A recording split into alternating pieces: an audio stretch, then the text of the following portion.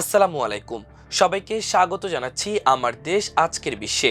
সঙ্গে আছি আমি মাহবুবুর রহমান ইমন।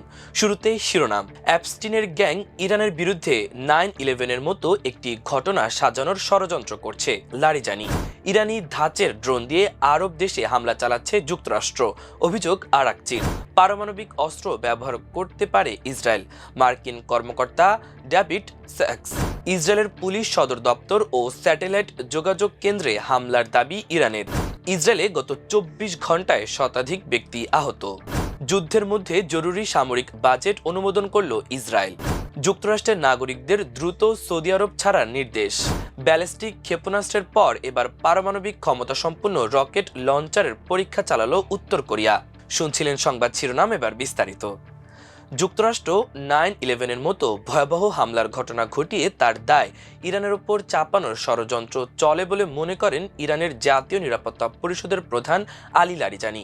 যুক্তরাষ্ট্রের নেতাদের নাম উল্লেখ না করে তিনি বলেছেন, শুনেছি অ্যাপস্টিনের গ্যাং এর বাকি সদস্যরা 9/11-এর মতো একটি ঘটনা সৃষ্টি করে এর জন্য ইরানকে দায়ী করার ষড়যন্ত্র করেছে। লারিজানি আরও বলেন, ইরান এমন সন্ত্রাসী পরিকল্পনার বিরোধী এবং আমেরিকান জনগণের সঙ্গে তেহরানের কোনো যুদ্ধ নেই। ইরানের বিরুদ্ধে যুদ্ধ এমন এক সময় শুরু করা হয়েছে যখন মার্কিন সরকারের অনেক গোপন নথি প্রকাশ করা হচ্ছে। এসব নথি প্রয়াত ভয়ঙ্কর যৌন অপরাধী জেফরিন অ্যাপস্টিনের সঙ্গে ধনী ও ক্ষমতাবান ব্যক্তিদের সঙ্গে সম্পৃক্ততা প্রমাণ করে। ইরানের পররাষ্ট্রমন্ত্রী আব্বাস আরাকচি অভিযোগ করেছেন, যুক্তরাষ্ট্র ইরানের আদলে তৈরি ড্রোন ব্যবহার করে বিভিন্ন আরব দেশে হামলা চালাচ্ছে। রোববার এক সংবাদ সম্মেলনে তিনি বলেন, এসব হামলার প্রকৃত লক্ষ্য ও উৎস খতিয়ে দেখতে তেহরান আঞ্চলিক দেশগুলোর সঙ্গে যৌথ তদন্ত কমিটি গঠন করতে প্রস্তুত। আরাকচি দাবি করেন, ইরানের হামলা কেবল মধ্যপ্রাচ্যে যুক্তরাষ্ট্রের ঘাঁটি ও স্বার্থ সংশ্লিষ্ট স্থাপনাগুলোকেই লক্ষ্য করে চালানো হয়েছে। তিনি আরও বলেন, ভবিষ্যতে এমন হামলা বন্ধ করা এবং ইরানের ক্ষয়ক্ষতির জন্য ক্ষতিপূরণ নিশ্চিত করার ওপর এই যুদ্ধের অবসান নির্ভর করছে।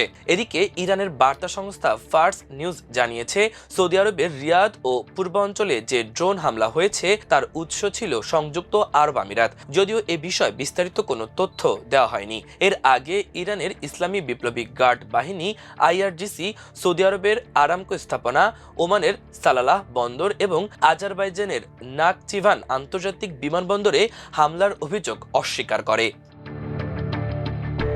ইরানের সঙ্গে চলমান সংঘাতে ইসরায়েল তার ইতিহাসের সবচেয়ে ভারী হামলা সহ্য করেছে বলে সতর্ক করেছেন যুক্তরাষ্ট্রের এক জ্যেষ্ঠ কর্মকর্তা। তিনি বলেন, যুদ্ধ দীর্ঘস্থায়ী হলে ইসরায়েল পারমাণবিক অস্ত্র ব্যবহারের কথা বিবেচনা করতে পারে। মার্কিন প্রেসিডেন্ট ডোনাল্ড ট্রাম্পের কৃত্রিম বুদ্ধিমত্তা ও ক্রিপ্টোকারেন্সি বিষয়ক উপদেষ্টা ডেভিড স্যাক্স তার অল ইন পডকাস্টে এ মন্তব্য করেন। তিনি বলেন, বর্তমান সংঘাতে ইসরায়েল বড় ধরনের চ্যালেঞ্জের মুখে পড়েছে। স্যাক্স আরও সতর্ক করে বলেন, যুদ্ধ দীর্ঘ হলে টানা হামলার কারণে ইসরায়েলের আকাশ প্রতিরক্ষা ব্যবস্থা এক সময় দুর্বল হয়ে পড়তে পারে, যা দেশটির নিরাপত্তার জন্য বড় হুমকি তৈরি করবে। স্যাক্স 2025 সালের জুনে হওয়া 12 দিনের যুদ্ধের সঙ্গে বর্তমান পরিস্থিতির তুলনা করেন। তার মতে, যখন ইরান বেশি সংখ্যক ক্ষেপণাস্ত্র ও ড্রোন নিক্ষেপ করলেও এবার তুলনামূলক কম সময়ের সংঘাতে মানবিক ক্ষয়ক্ষতি, অবকাঠামোর ধ্বংস এবং বাস্তুচ্যুত মানুষের সংখ্যা বেশি। তিনি দ্রুত সংঘাত থেকে বেরিয়ে আসার আহ্বান জানান। স্যাক্সের মতে, ইরানের সামরিক সক্ষমতা উল্লেখযোগ্যভাবে দুর্বল করার মাধ্যমে যুক্তরাষ্ট্র ইতোমধ্যে তাদের প্রধান লক্ষ্য অর্জন করেছে। এখনই বিজয় ঘোষণা করে সংঘাত থেকে বেরিয়ে আসার ভালো সময়। তার মতে, যুদ্ধবিরতি বা তেহরানের সঙ্গে আলোচনার মাধ্যমে উত্তেজনা কমানো জরুরি। ইসরায়েলের পুলিশ সদর দপ্তর ও স্যাটেলাইট যোগাযোগ কেন্দ্রে হামলা চালানো হয়েছে বলে দাবি করেছে ইরান।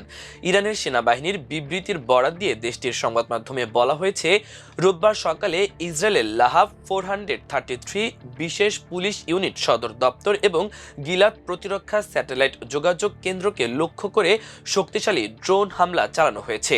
তবে বিবৃতিতে হামলার লক্ষ্যবস্তুর স্থান বা হামলার পরের পরিস্থিতি নিয়ে কোনো নির্দিষ্ট জানানো হয়নি। ইসরায়েলের স্বাস্থ্য মন্ত্রণালয় জানিয়েছে ইরানের সঙ্গে চলমান সংঘাতের জেরে গত 24 ঘন্টায় আহত 108 জনকে হাসপাতালে নেওয়া হয়েছে। দ্য টাইমস অব ইসরায়েল পত্রিকা থেকে এ তথ্য জানা গেছে। পত্রিকাটি বলেছে, 108 জনের আহত হওয়ার কারণ সম্পর্কে বিস্তারিত তথ্য মন্ত্রণালয় দেয়নি। তাদের মধ্যে কেউ কেউ ক্ষেপণাস্ত্র বা রকেট হামলার জেরে আশ্রয়কেন্দ্রে পৌঁছানোর চেষ্টা করতে গিয়ে আহত হয়ে থাকতে পারে। গত 28 ফেব্রুয়ারি ইরানে যৌথ হামলা শুরু করে যুক্তরাষ্ট্র ও ইসরায়েল। এই হামলার পরিপ্রেক্ষিতে পাল্টা জবাব দিতে শুরু করেছে ইরান। ইসরায়েলের স্বাস্থ্য মন্ত্রণালয় বলেছে, 28 ফেব্রুয়ারি থেকে রোববার সকাল পর্যন্ত মোট 3195 জন ইসরায়েলিকে হাসপাতালে ভর্তি করা হয়। তাদের মধ্যে এখন 81 জন চিকিৎসাধীন রয়েছেন। ইরানের সঙ্গে চলমান যুদ্ধের মধ্যে জরুরি সামরিক ক্রয়ের জন্য প্রায় $227 মিলিয়ন বরাদ্দ অনুমোদন করেছে ইসরায়েল সরকার। ইসরায়েলি দৈনিক হারজেত জানিয়েছে, সপ্তাহের শেষে মন্ত্রিসভার সদস্যরা টেলিফোন বৈঠকের মাধ্যমে এই বাজেট অনুমোদন করেন। এই অর্থ নিরাপত্তা সংক্রান্ত ক্রয় এবং সামরিক বাহিনীর জরুরি প্রয়োজন মেটাতে ব্যবহার করা হবে। তবে নির্দিষ্ট খাত সম্পর্কে বিস্তারিত জানানো হয়নি। অর্থ মন্ত্রণালয়ের একটি নথি, যা মন্ত্রিসভার সদস্যদের মধ্যে বিতরণ করা হয়েছে এবং বিভিন্ন গণমাধ্যম উদ্ধৃত করেছে, সেখানে বলা হয়েছে যে যুদ্ধের তীব্রতার কারণে অতিরিক্ত এই বাজেট বরাদ্দ প্রয়োজন হয়ে পড়েছে। নথিতে আরও বলা হয়, চলমান যুদ্ধ মোকাবেলায় দ্রুত কার্যকর ব্যবস্থা নেওয়ার জন্য গোলাবারুদ সংগ্রহ, উন্নত অস্ত্র ব্যবস্থা ক্রয় এবং গুরুত্বপূর্ণ যুদ্ধ সরঞ্জামের মজুদ পুনরায় পূরণ করার জরুরি হয়ে উঠেছে। এতে উল্লেখ করা হয়েছে, এই সিদ্ধান্তটি একটি ব্যতিক্রমী জরুরি ব্যবস্থা, যা কেবল যুদ্ধ পরিচালনার ফলে সৃষ্ট প্রয়োজন মেটানোর উদ্দেশ্যে নেওয়া হয়েছে। প্রতিবেদন অনুযায়ী এই অর্থ $222 বিলিয়ন রাষ্ট্রীয় বাজেট থেকে নেওয়া হবে। সরকার 12 মার্চ এই বাজেট অনুমোদন করেছে এবং এটি 31 মার্চের মধ্যে ইসরায়েলের সংসদ কনেসেটে পাশ হওয়ার কথা রয়েছে। সৌদি আরবে অবস্থানরত যুক্তরাষ্ট্রের নাগরিকদের বাণিজ্যিক ফ্লাইটে দ্রুত দেশটি ছাড়ার জরুরি নির্দেশ দিয়েছে রিয়াদে অবস্থিত মার্কিন দূতাবাস। এক জরুরি নিরাপত্তা সতর্ক বার্তায় দূতাবাস জানিয়েছে, তারা মধ্যপ্রাচ্যের দ্রুত পরিবর্তনশীল পরিস্থিতির ওপর কড়া নজর রাখছে। মার্কিন নাগরিকদের নিরাপত্তাই এখন প্রেসিডেন্ট ট্রাম্প, পররাষ্ট্রমন্ত্রী রুবিও এবং স্টেট ডিপার্টমেন্টের কাছে সর্বোচ্চ অগ্রাধিকার। একদিন আগে একযোগে 10টি ব্যালিস্টিক ক্ষেপণাস্ত্র নিক্ষেপ করার পর এবার পারমাণবিক ক্ষমতা সম্পন্ন নতুন রকেট লঞ্চারের সফল পরীক্ষা চালিয়েছে উত্তর কোরিয়া। দক্ষিণ কোরিয়া ও যুক্তরাষ্ট্রের সামরিক বাহিনীর চলমান বসন্তকালীন সামরিক মহড়ার মাঝে রোববার এই পরীক্ষা চালানো হয়েছে। উত্তর কোরিয়ার রাষ্ট্রীয় বার্তা সংস্থা KCN এর প্রতিবেদনে বলা হয়েছে, দেশটির নেতা কিম জং উন মাল্টিপল রকেট লঞ্চার সিস্টেমের ওই পরীক্ষা পর্যবেক্ষণ করেছেন। এ সময় তিনি 12টি 600 মিলিমিটার ক্যালিবারের অতি নির্ভুল নিশানায় আঘাত হানতে সক্ষম মাল্টিপল রকেট লঞ্চার সিস্টেমের পরীক্ষা পর্যবেক্ষণ করেন। KCN এর প্রতিবেদনে বলা হয়েছে, উত্তর কোরিয়ার সামরিক বাহিনীর ছোড়া সব রকেট পূর্ব সাগরে 360 কিলোমিটারেরও বেশি দূরের একটি দ্বীপের লক্ষ্যবস্তুতে আঘাত এনেছে। এসব রকেট লঞ্চারকে অত্যন্ত প্রাণঘাতী অস্ত্র হিসেবে অভিহিত করেছেন কিম জং উন।